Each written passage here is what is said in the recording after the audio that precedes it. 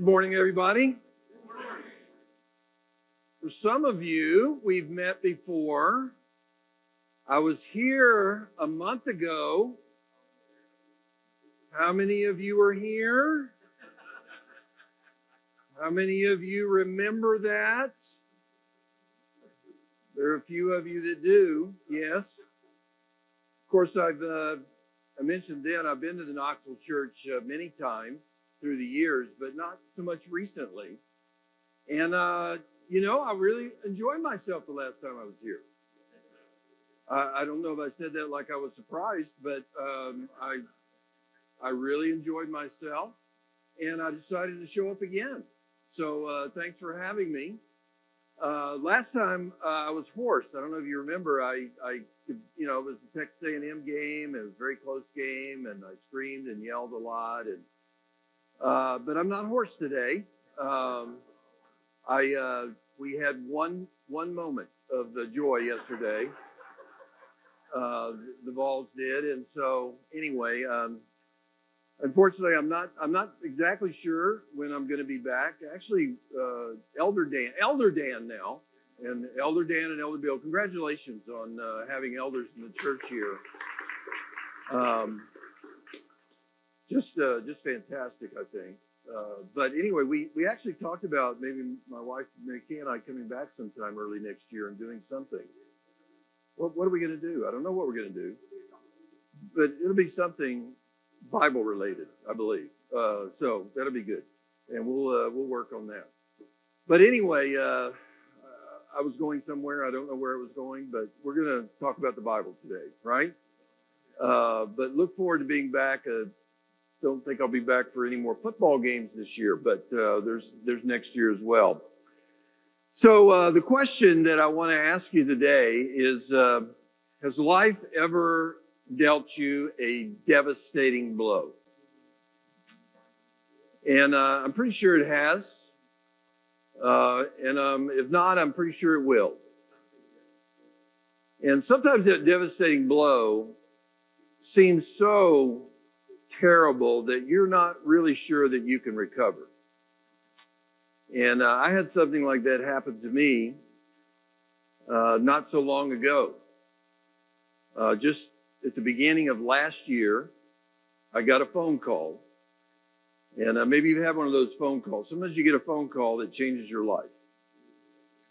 And my wife and I were retired and living in St. Augustine, Florida at the time. And we had a vision and a plan of staying there for the foreseeable future. We had moved there with friends and seemed like we were in a nice spot. And we got a phone call from my oldest son, Robbie, who lives in the LA area. Of course, we've been there many years doing the ministry, and he lived there with his wife and his kids and part of the church there in Los Angeles. And he called us and he said, my wife has left me and she's filed for divorce and she's moved out of the house, and he was left with his three sons that were at the time 2, 6, and 8. And we did not see this coming, and he did not see this coming. And she had left the church, and there was no scriptural reason for divorce, of course.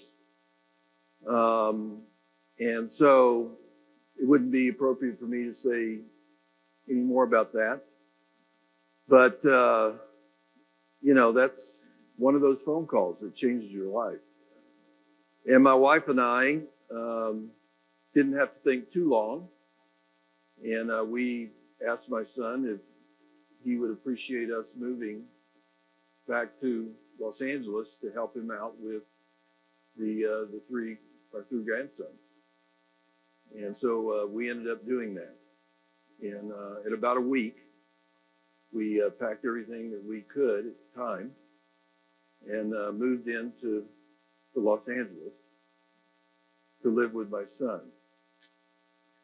And it was perhaps the darkest, most painful time of my entire life. And some of your parents would know, because It wasn't something that happened directly to me, because if you're a parent, then you understand that things that happen to your children hurt you more than the things that happen to yourself. I would much rather things happen to me than to my children.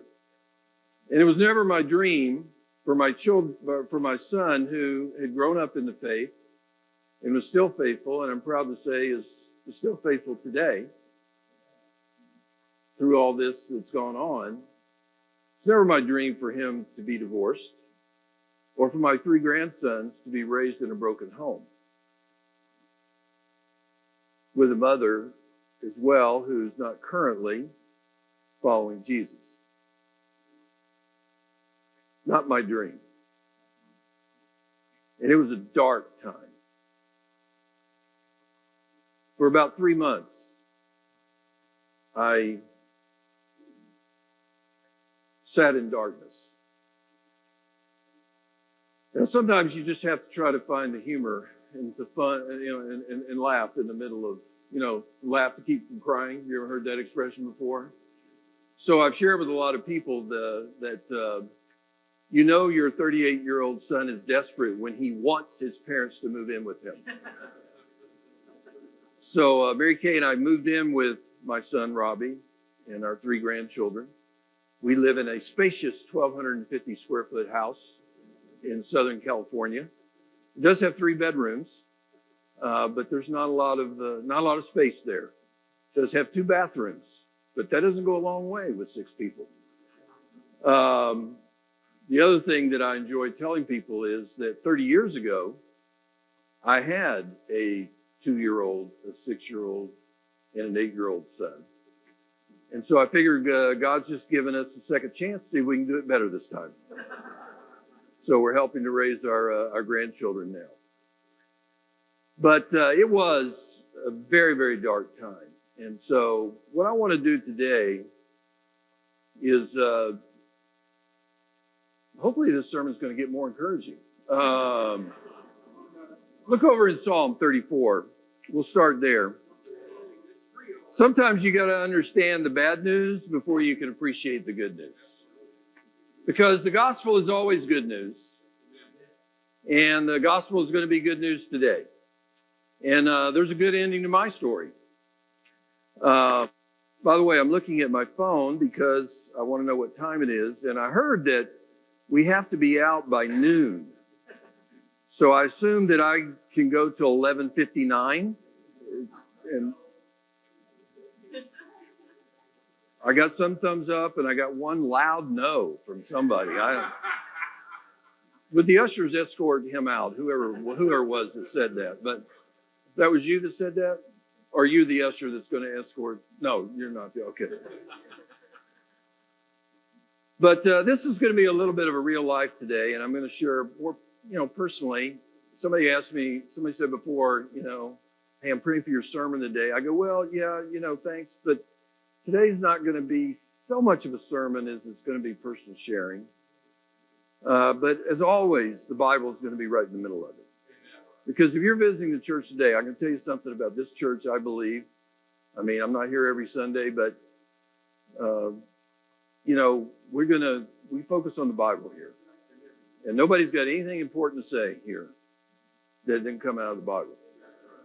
And so the Bible's not part of the message, it is the message. And that's going to be true today, and I believe it's true every Sunday that you come here. So if you're from the community, come back and be somebody different up here, but you're going to hear the same message from God and from His Word. Because none of us got anything important to say outside of what's given to us from God. Okay, Psalm 34. This is a Psalm of David. This was written thousands of years ago. You know anything about David's life? He's one of the major characters in the Old Testament. He had a lot of problems. We don't have time to go into them all, but if you've had troubles in your life and you've suffered, David suffered much. And so thing we love about David, he wrote these poems or songs that were set to song, and he talked about those things. And I love that. It's just real life stuff. And so David had a lot of experience. So he wrote this in verse 17. I think the scriptures will be on the screen there.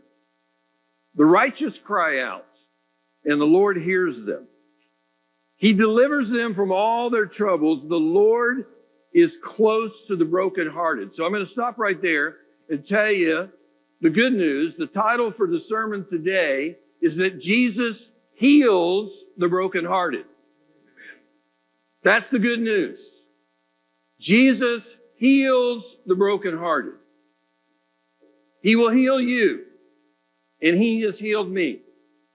And so I'm going to share some of the scriptures that I have gone through and the journey that I've gone through in the last almost 2 years now to get to where I am today in the healing that Jesus has given me. But we got to understand a little bit more about how tough it can be.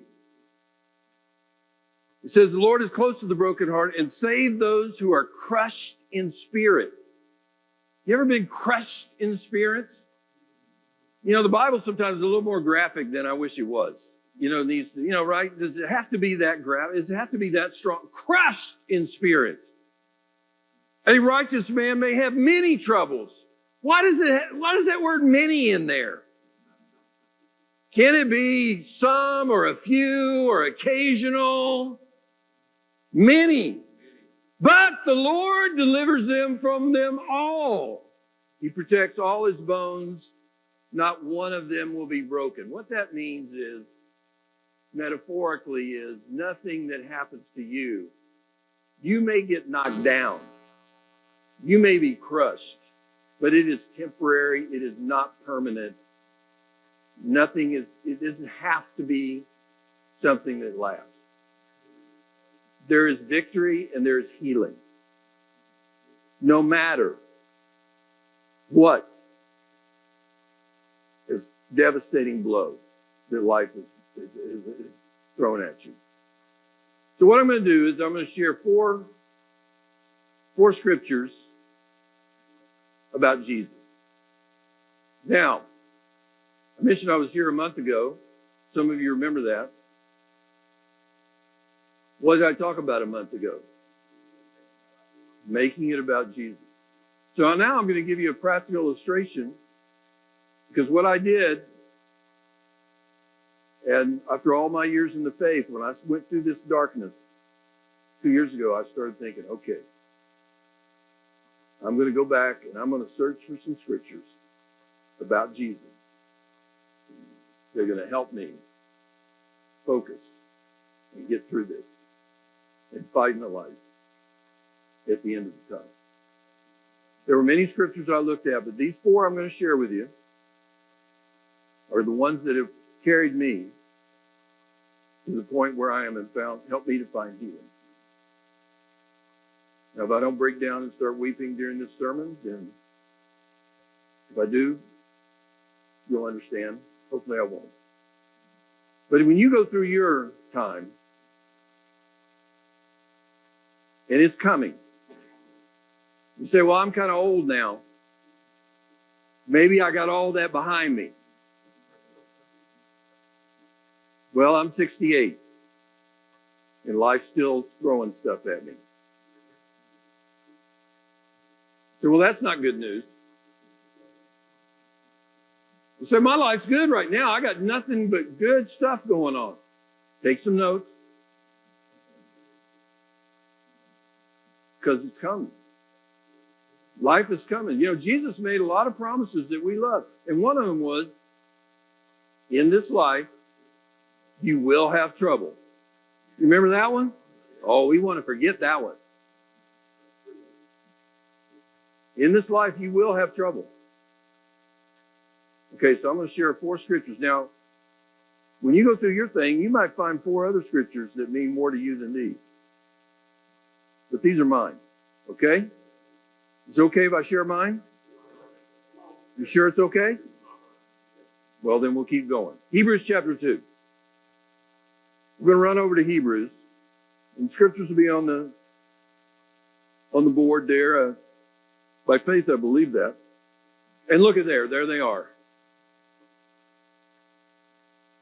But if you don't know, Hebrews is very interesting because it's written to the Jewish Christians who, after they had become Christians, some of them were thinking about leaving their faith and going back to their Jewish faith. And so it's all about, the letter was all about encouraging them not to leave the faith and go back to their Judaism. And of course, what all of Hebrews is it's all about Jesus. It's all about, hey, Jesus is the reason you should not go back. Because when you go back to Judaism, you're not going to find Jesus there. And Jesus is superior, and Jesus is the reason, and Jesus, you need to make it about Jesus. That's the message of Hebrews. Actually, it's the message of the whole Bible, but it's about Hebrews. Okay? So it's all about that. And I love Hebrews for that reason. But in Hebrews chapter 2, very early on, it says this. Since the children have flesh and blood, he shared in their humanity. He, Jesus, shared in their humanity so that by his death he might destroy him who holds the power of death, that is the devil, and free those who all their lives were held in slavery by their fear of death. For surely it is not angels he helps, but Abraham's descendants. In other words, people, flesh and blood, people like us. For this reason, Jesus had to be made like his brothers in every way, in order that he might become a merciful and faithful high priest in service to God, and that he might make an atonement for the sins of his people. Because he himself suffered when he was tempted, he is able to help those who are being tempted. Do you see what this says here? It says that Jesus came not just to live a perfect life and die on the cross for our sins, but he came and lived and experienced life in every way as we have done, so that he could relate to us and understand the human experience fully, so that no matter what happens to us, and no matter what suffering we have, and no matter what temptations we have, he can relate to us. Do you see that? And when you're going through something that's really difficult, it really helps when you find people who can relate to you. In the last few years, I've lost both my parents. And before that, when I was a pastor, a church leader for 40 years, and people would lose their parents, and I would try to be there for them and pray for them and support them, but I did not know. I could not relate to what they were experiencing when they had lost a parent. And now that I have lost both my parents, I'm feeling things that I've never felt before. When I lost my dad earlier this year, I go, I am now an orphan. I've lived my whole life, and now I don't have a mom or a dad to call. But when other people who've lost a parent, you just know they understand. It just makes a difference. But see, that's why Jesus came. He didn't just drop out of heaven. He got the whole experience. I can't wait to get to heaven. I think I said this when I was here last time, but who knows? You don't remember, and I don't either. But when I get to heaven, I want to watch the whole movie of Jesus' life. Because we just get, a little summary here. Just a taste. Just a taste of the glory. I want to see what it was like. I know Jesus' life was a lot more difficult than we even know it was. There are a lot of experiences he has that are not written here. There's some things we know about Jesus. We know he was born poor. We know he was born as a part of an oppressed race. Okay? We know that he was born in a small town in the shameful place, right? Because in that small town, everybody knew that Joseph and Mary had not been married long enough to have a kid. And even in today's society, there's a certain amount of shame that goes with that. But in that day, and later on, you're going to be known as you're going to be proclaiming yourself as the Son of God. And you were born out of wedlock, a bastard child. That's how Jesus grew up. I have a feeling it was a lot more difficult than we know. You know, what kind of home life did Jesus have?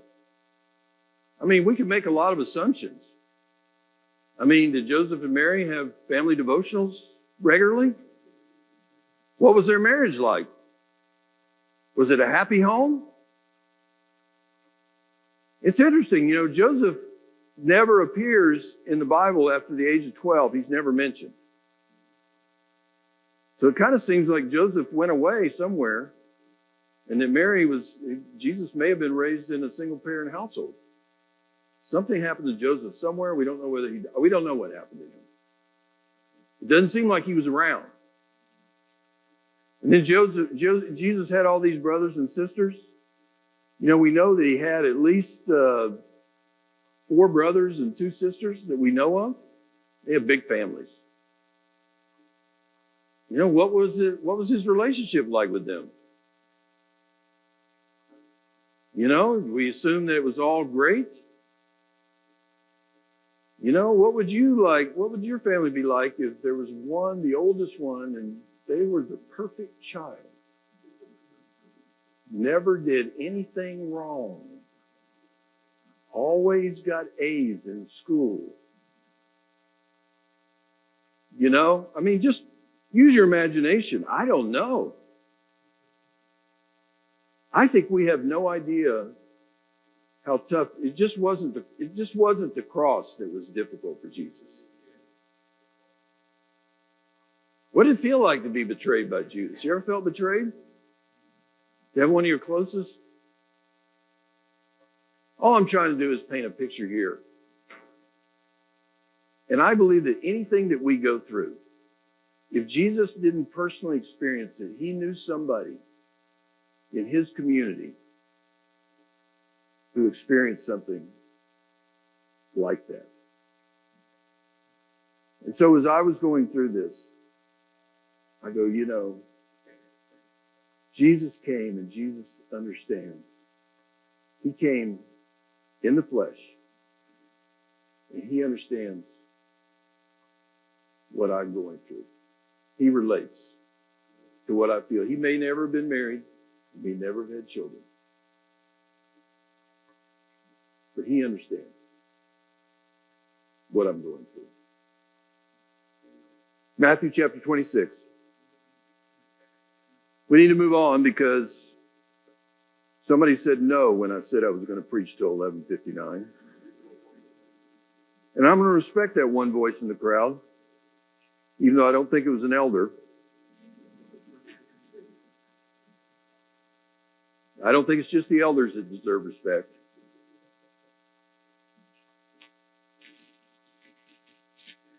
So I'm kind of summarizing here, but I just wanted to share some of that I've gone through. So now we're going to the cross. So Jesus is going to die on the cross. This is the Garden of Gethsemane. The Last Supper has occurred. All of eternity is pointed to this moment. You can imagine, if you've known all of eternity, that it's Jesus, that you're going to die on a cross and you're going to have this fully human experience that's going to result in this agonizing, torturous death. And you've been human, lived a human in world for, 30-something years now, and you've experienced pain, but you kind of know that, what this is going to be horrible. And you are not looking forward to this experience by any means. You're dreading it. You're It's kind of like, you ever had something you dreaded and it's off in the future and you're hoping it never gets here and you're dreading it and you're dreading it and the day, and then it's the night before. So here's Jesus the night before. And so he calls together his three closest relationships. This is not a conversation for everybody, but it's Peter and James and John, right? And maybe you read it before. Then Jesus went with his disciples, verse 36, to a place called Gethsemane. And he said to them, sit here while I go over there and pray. And he took Peter and the two sons of Zebedee, that's James and John, with him, and he began to be sorrowful and troubled. Then he said to them, my soul is overwhelmed with sorrow to the point of death.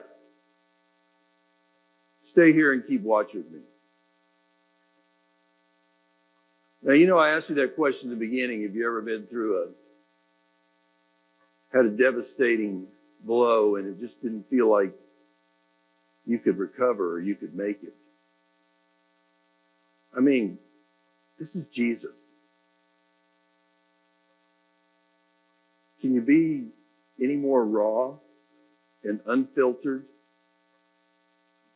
than Jesus is here?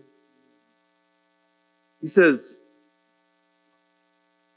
my soul is overwhelmed with sorrow to the point of death. What does that mean? Does that mean he's tempted to commit suicide so they didn't have to face the cross? I don't know. Does that mean that he feels like he's in so much pain and sorrow that he just feels like he's going to die from that before he even gets to the cross? Does he just feel like there's so much pain, emotional pain and sorrow, that he can't imagine that he's even going to live long enough to get to the cross the next day? Whatever it is, right? Whatever it is. But here's what I learned.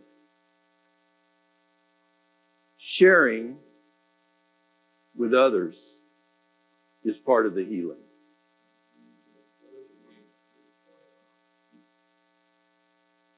Because sometimes when you're going through stuff, you know what we tend to do? You gotta look at me now.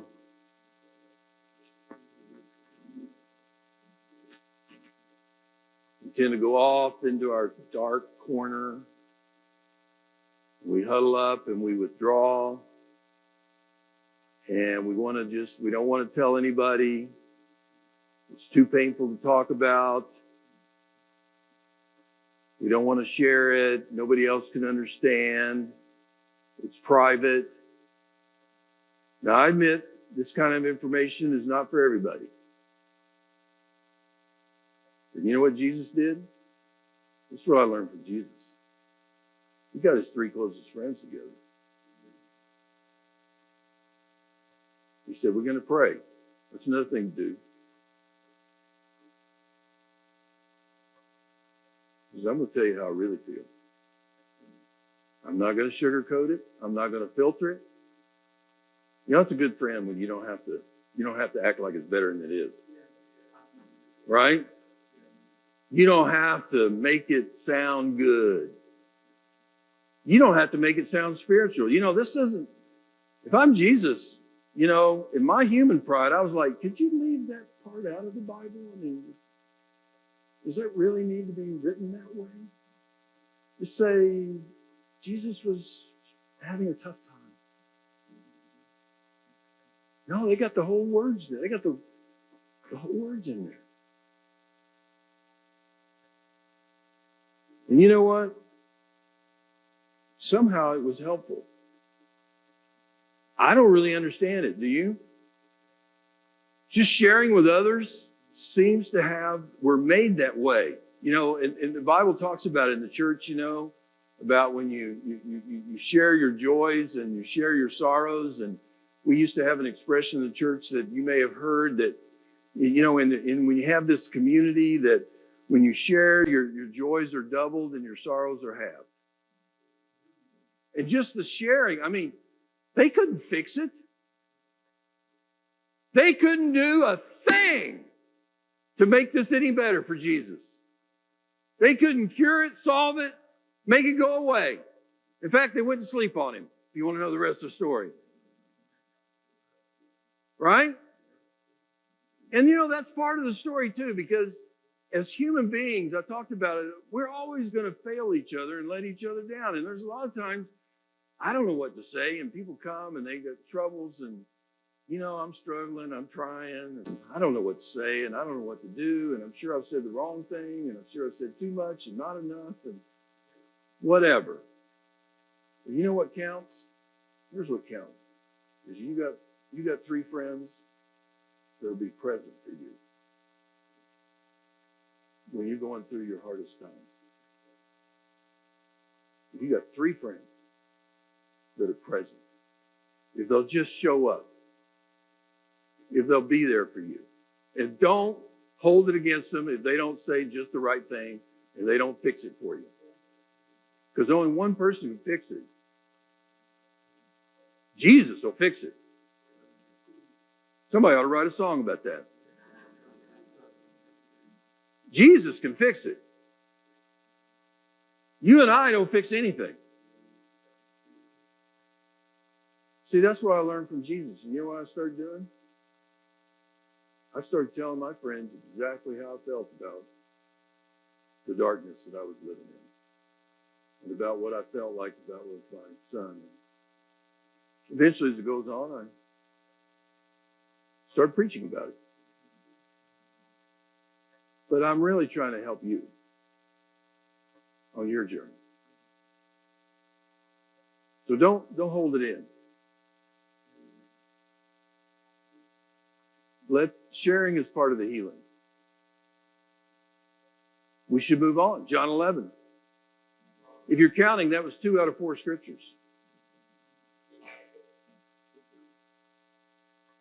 This is number 3 coming up. Isn't that what comes after 2? 3? Kids down here on the front, you guys count, right? What comes after 2? 3? What comes after 3? Good job. All right. Could you come back every time I speak here and sit on the front row? You can help me with my sermons. He's not so sure, but you think about it, all right? So John 11, another great story about Jesus. We're making it about Jesus today. So I have to summarize this because this is a whole big story. We're just going to read a little part of it. But Jesus has this friend, Lazarus. Now, we don't know much about Lazarus at all. We know a lot more about his 2 sisters, Mary and Martha. They show up a few times. But evidently, Jesus had just as close a special relationship with their brother Lazarus as he did with Mary and Martha. And I have a feeling, I said there's so many things we don't know about Jesus. I had a feeling that Jesus had a lot of special relationships with people that we just have no idea. And you know what? They were just normal people like me and you. Lazarus he's never mentioned. He wasn't one of the 12. He wasn't one of the 70. He never preached a sermon or is nothing. He's never a leader that we know about. And sometimes we wonder whether, I'm not a leader and I've never been a leader, or, and I don't know if Jesus really cares about me. And, this story is so powerful because Lazarus is this guy who seemingly appears out of nowhere. And you see in this story just how much Jesus cares about Lazarus and what a close friend he is. And, sometimes we sing that song, What a Friend I Got in Jesus. And sometimes you might go, well, I don't really know if that's true. You need to understand that's true. Because Jesus, you got a friend in Jesus. And I don't care if you've never been a leader or you don't think you've ever been important. I don't care if you've been around a long time or a little time. And I don't care if you're a sinner or a reformed, well, you're all sinners. But, I don't care if I don't care where you're at.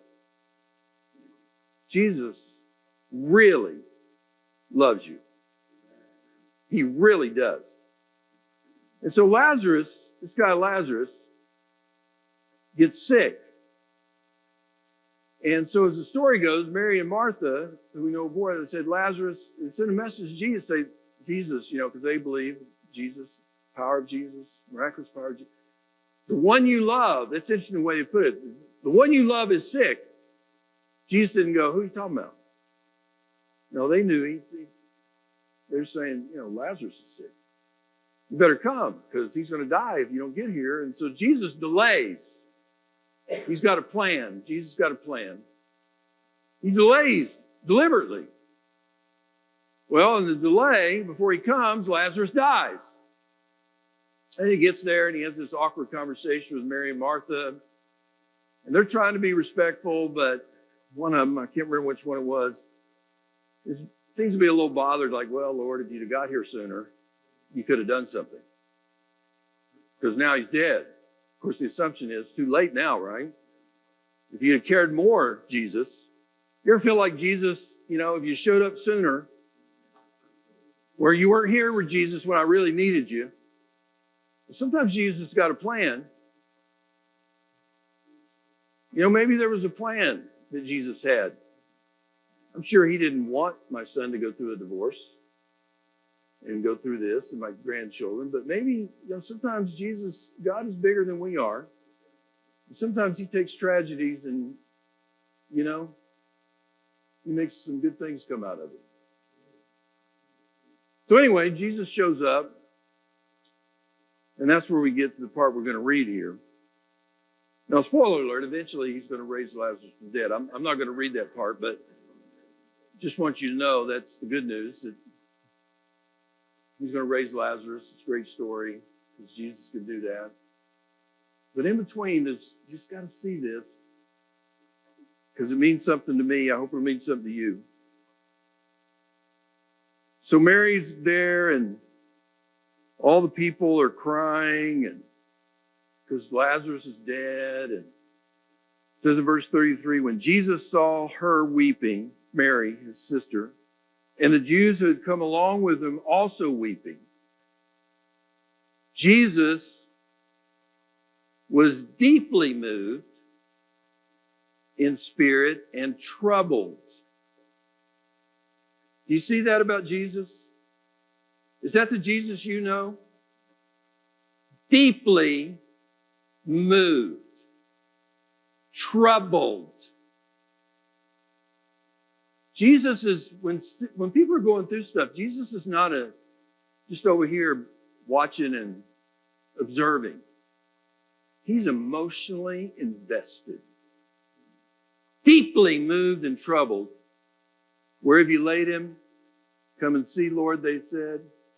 Then, shortest verse in the Bible, Jesus wept. Then the Jews said, see how he loved him. Now this is where we have to make something clear. Well, and then let me read the last part of it because it's so human. But some of them said, could he not have opened the eyes of the blind, have kept this man from dying? There's still some people saying, he should have got here sooner. But the people who were observing, at least the Jews that were watching that day, they completely misinterpreted the situation. They saw Jesus weeping. And they said, look how much Jesus loved Lazarus. But that's not what happened, was it? Because he knew he was going to raise Lazarus from the dead. Am I right or am I right? Why was he deeply moved? Why was he troubled? Because he looked at Mary and he looked at the other people who were weeping. And his heart went out to them. You see, that's a powerful distinction. Because they were hurting. He was hurting. And I tell you, I leaned on this passage so much Last year, during those months of darkness, so many tears, so much pain about my son's situation and my grandchildren. When I read this, you know what I figured out?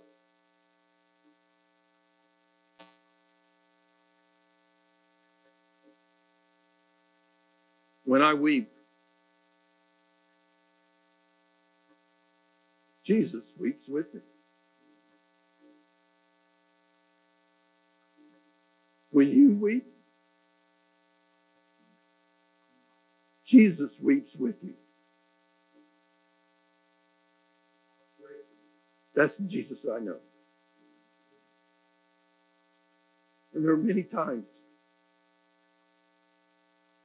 when I was sitting and praying, and I had this spiritual, emotional picture of Jesus sitting and holding me.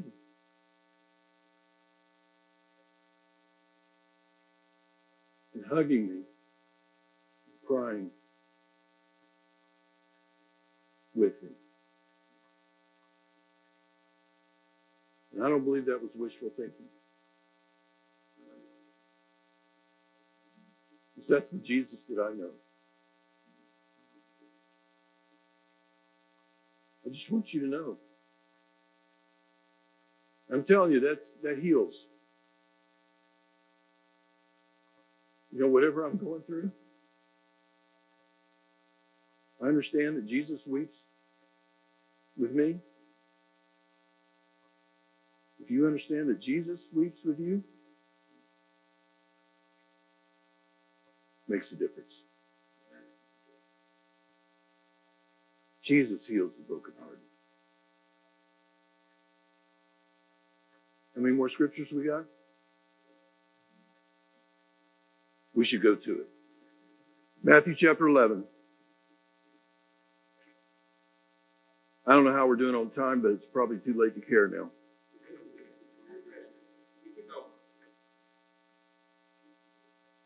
We got our last scripture, so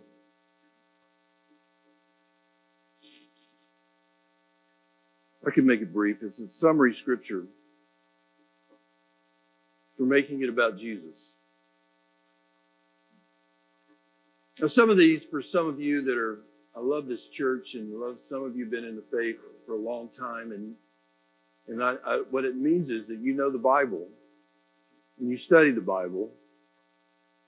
And you know, these scriptures that I share with you today are all scriptures that I knew already. But sometimes, this is the power of the Bible. Sometimes with scriptures that you already know, when you go through something, they take on a new life, and they mean more to you, and you actually understand more, and you have new insights into them when you're going through something. And that, you know, so these scriptures are now, for the rest of my life, I guess, they'll be more special to me now than they were before. Even though they were special to me before. Did that make sense? No? Okay. All right. Don't forget about it. It's too late now. But Jesus said this. It's a good way to close. Matthew 11. You ever wondered what this means? And I've wondered what this means. But now I think I have a little fuller understanding of what it means. Jesus said, "Come to me, all you who are weary and burdened, and I will give you rest. Take my yoke upon you and learn from me." See, that's what I've been trying to do over these last few months. I'm trying to learn from Jesus. Right? That's why I got into Hebrews, and that story about Lazarus, and got into the Garden of Gethsemane. I'm trying to learn from Jesus. He said to learn from me. You following that, Ken? Okay. For I, Jesus said, am gentle and humble in heart, and you'll find rest for your souls. That's what we want, isn't it? When you're brokenhearted, when you feel torn apart, when you feel like life has just got you all twisted up and torn up and don't know if you can go on. Rest for your soul. That sounds pretty good, doesn't it? For my yoke is easy. My burden is light. And right in the middle of it, I used to read this and I go, well, all this sounds good, but right in the middle of it there is like, there's the catch. Take my yoke upon you. See, I knew there was an issue. He wants us to put on that heavy wooden oak. Yeah, see? See, there is a catch. But then I started doing a little study. And the yoke is an interesting thing for the oxen that pull the, we don't live in that society anymore so much, right? But they don't make those yokes any heavier than they have to. But the yoke is an important thing because, they put that yoke on the oxen that are pulling the plow. And, the oxen have a job to do. And they're like a lot of the animal kingdom. They know what their job is and they know what they're supposed to do. And they actually live to do their job. I got I got a dog at home, and his job is to protect our house. And he lets every one of the neighbors that walk by know that. He has a job to do. And it's no use telling him that it's okay because he knows what his job is. His job is to protect the 6 people that live in that 1,250 square foot house. That's his job. God put that in there, okay? Well, these oxen, they have a job. And, that yoke, all that yoke does, it's not any heavier than it needs to be. It just enables them to be guided to efficiently do what they were created to do, which was to plow that field in that straight line. That's why Jesus says, look, yes, you need to let me be Lord. And I'm going to be better. You're going to be better. You were created to let me. You're not capable of doing this yourself. If you haven't figured that out yet today, I'm here to help you. Jesus is Lord. It's not a bad thing. You need it. I need it. I've messed up enough trying to be Lord myself. Every time I go off and try to be Lord, it does not go well. But that's not a heavy burden. That's a blessing. Jesus says, come to me. If Jesus is not Lord today, will you give Jesus a chance? Just give him a chance.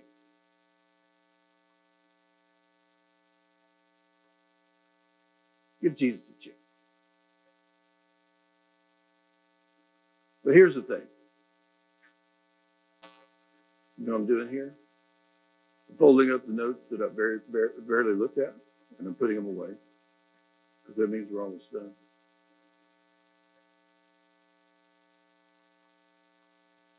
But Jesus says, come to me, and he makes some incredible promises. He says, I'm going to give you rest for your souls.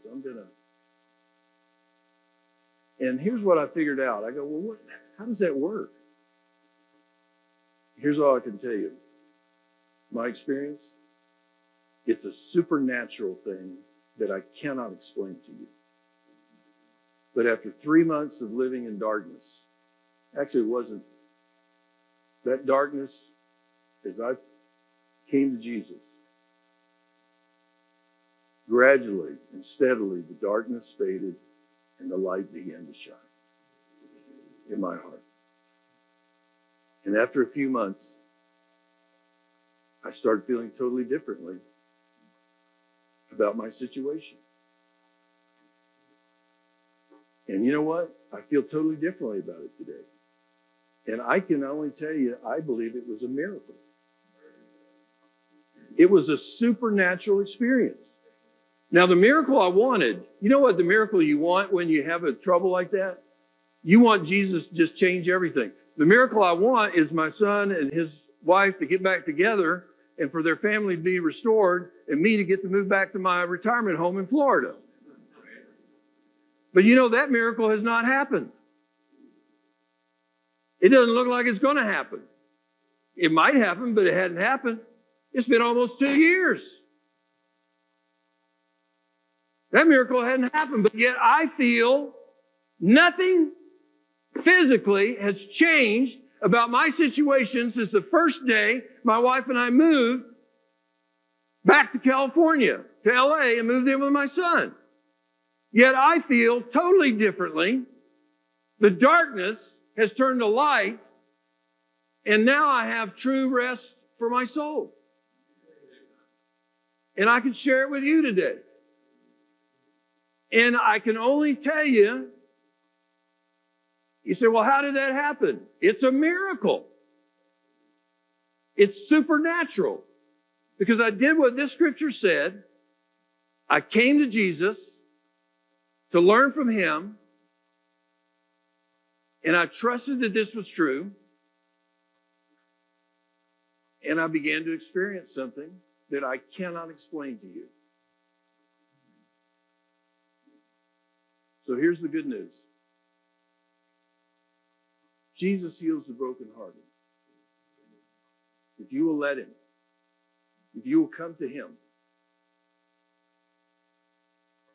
you may not get the miracle you want, but you will get the miracle you need. Praise God.